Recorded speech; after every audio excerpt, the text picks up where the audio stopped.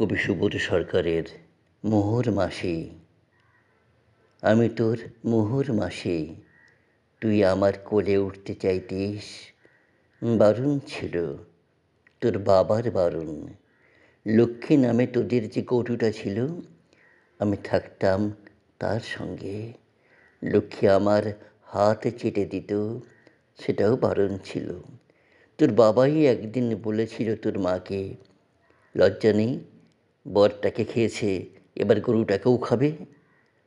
জ্যোৎস্না রাতে আমি বলতাম, লক্ষ্মী আমাকে ছুঁস না, আমাকে ছুঁলে তোর দুধ সবুজ হয়ে যাবে। হলোও তাই। আমি ঘুমিয়েছিলাম, লক্ষ্মী আমার মাথার চুল খেয়ে ফেলেছিল।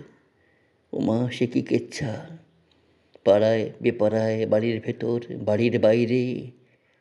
লক্ষ্মী যেদিন মারা গেল, আমি আর অপেক্ষা করিনি, পালিয়ে চলে আসি এখানে, এই মণিকর্ণিকার ঘাটে। তুই নিশ্চয় এখন অনেক বড় হয়েছিস, আমাকে হয়তো আর মনে নেই। মণিকর্ণিকার ঘাটে আমি রোজ সূর্যাস্ত দেখি। সাদা কাগজের মতো একটা দুঃসহ জীবন ছিল আমার। সেই সাদা কাগজে এখন 7টা রং।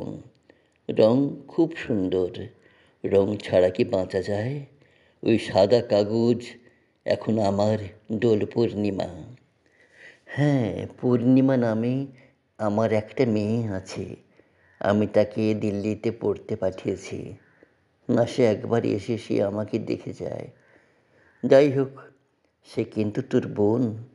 আমি দোষ করেছি, তোর বোন কোনো দোষ করেনি। আমি তো আর তোর মায়ের মতো ঘর পেলাম না, বর পেলাম না। পেয়েছি একটা গঙ্গা, কয়েকটি সিঁড়ি, একটা ঘাট, আর দারুণ একটা সূর্যাস্ত। আমার জন্য ভাবিস না। এক জেল থেকে আরেক জেলে, এক হাত থেকে আরেক হাতে, এক অমাবস্যা থেকে আরেক অমাবস্যার যে জীবন কেটেছে আমার, তার থেকে অনেক অনেক ভালো আছি এই মণিকর্ণিকার ঘাটে।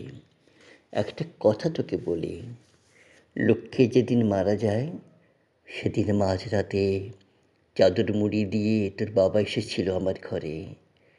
সেদিন ভোর রাত্রেই আমি ঠিক করে পালাবো, পালাতে পালাতে পালাতে এখন আমি নিজেই একটা মণিকর্ণিকার ঘাট।